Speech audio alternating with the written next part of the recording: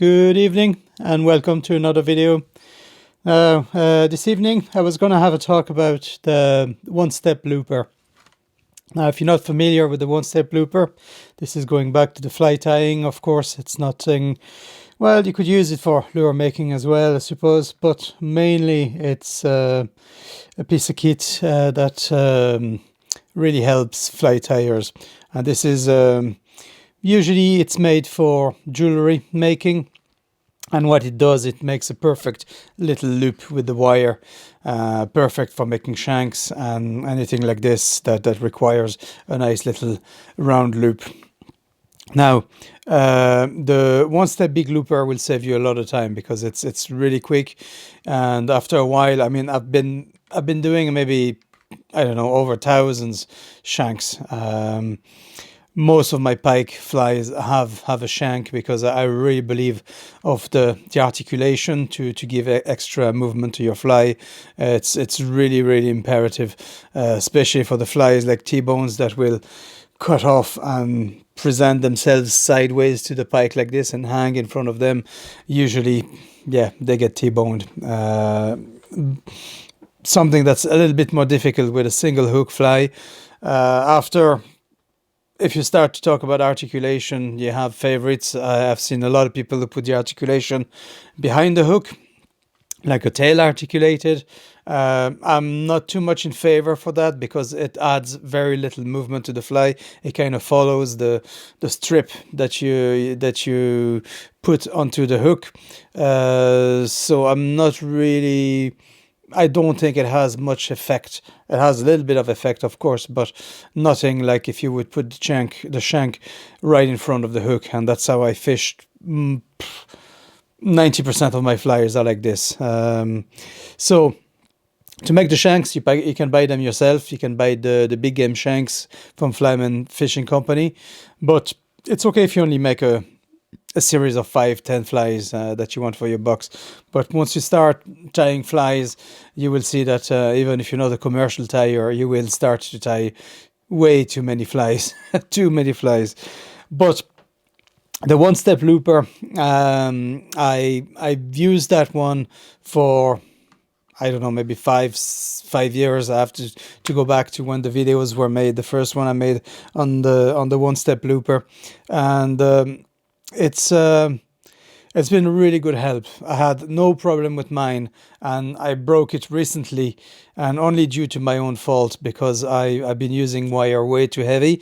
I kind of wanted to push it because I had many, well, not many. I had a few people that got back to me when I did the first video on the shanks, and saying that their one-step looper broke. Now, there's a couple of reasons for that, and we'll go through while I'll make the shanks, and I'll explain to you. You'll see it better with the second camera. Now, you're gonna have to modify a little bit the way you feed the wire inside the one-step looper to make what I would call closed loops, because the one-step looper is designed to make open loops, so what I would call open loops. So I'm going to show you and you'll understand a little bit better. Now this is the guy, the one step. Now this one, as you can see, it's the big looper. It makes 3 millimeter loops.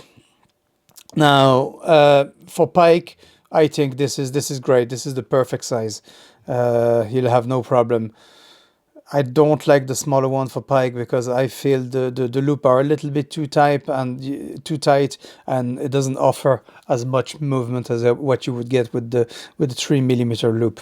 Now, as you can see, it's designed to make this kind of loops, what I will call an open loop. The problem with this is that because it's nothing holding here, you could have one day the bad experience of opening a loop. Maybe a different wire that you used or something happened. Turns out that the loop is open and the biggest pike of your life is gone. So never fun. Now for a trout streamer, there is absolutely no problem to make to use open loops. I don't see a trout opening wire like this, but a pike or a muskie will definitely will give you some. Yeah, I wouldn't do it. So this is, let's see if we focus here. This is the type of loop that I would call an open loop, a closed loop, sorry. Now, this is just because this one, you see, you can wrap your thread back over and close it and have it completely 100% secure and very no risk at all. If you wrap that properly with your bobbin and with your thread, that won't open. Now on the other side, you can see the little open loop here. If I can get, there you go. Now you see this one. Now that's another plus of making your own shanks, is that I find that loop way too small to be putting any kind of swivel or even a bite wire through it. It's a little bit too small.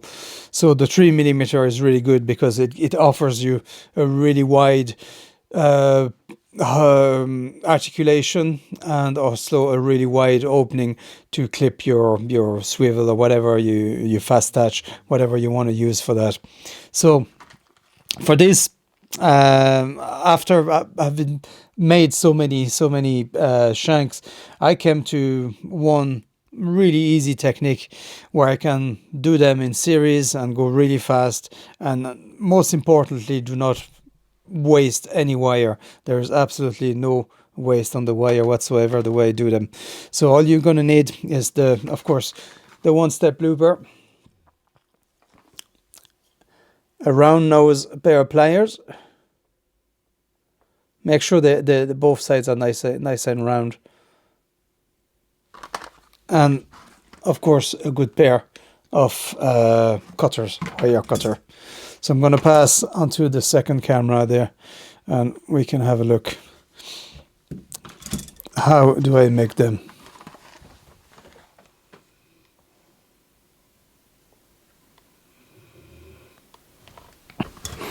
So I'm going to take the looper out of the box, and if you see the way it's designed, it's all in the design of the jaw.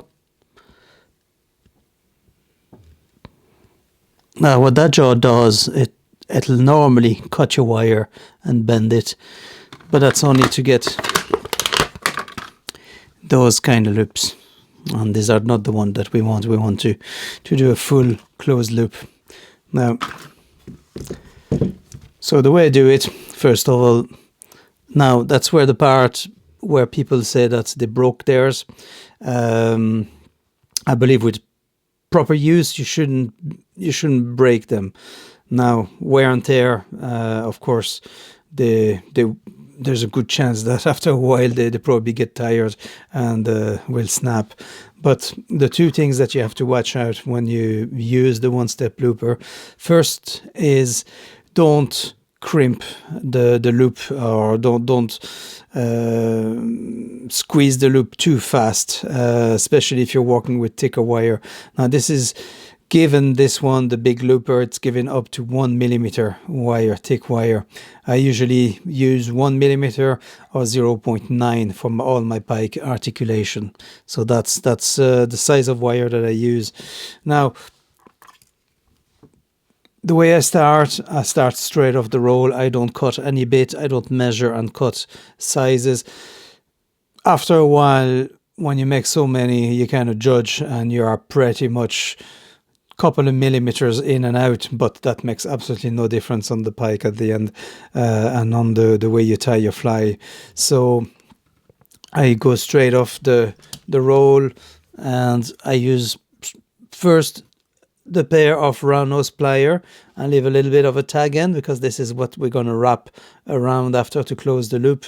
And I give it just a simple, like a simple U-turn onto the wire with the round nose plier.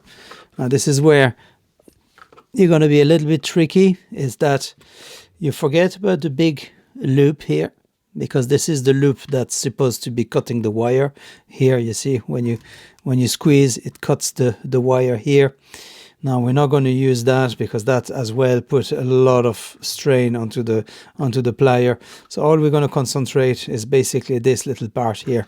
So I'm going to put my U-turn here, my little U shape inside here, and then I'm going to squeeze nice and slow.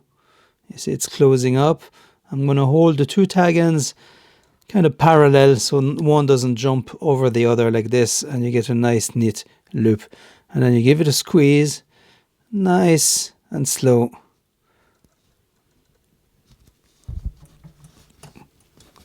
And then that's it. We have our first loop.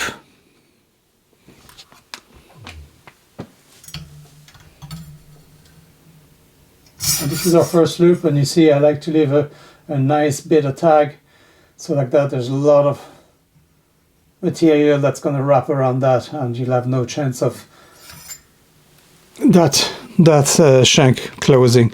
So most of my pike flies I do about 30 mil shank.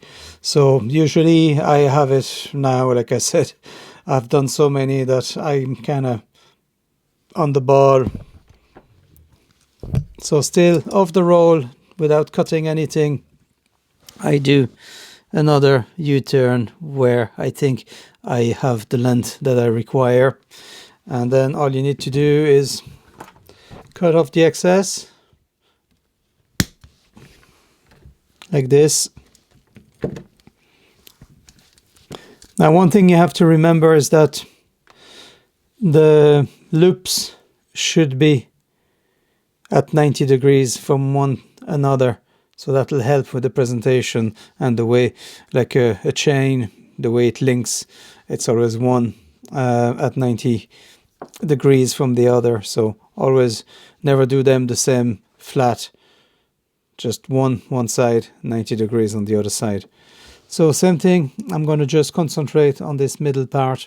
I'm not going to go or worry about the big part. Put it inside, slow squeeze, and you're done. And that's basically a nice neat shank, and that's not going to break. Now sometimes if they're a bit bent, you can always catch them back and bend them to have a nice straight loop like this, and you're ready to go. And that's it. That's how to make hundreds of loops, super secure loops. That's never going to break on you without any waste, because you do it off the roll every time and you'll have no waste whatsoever. So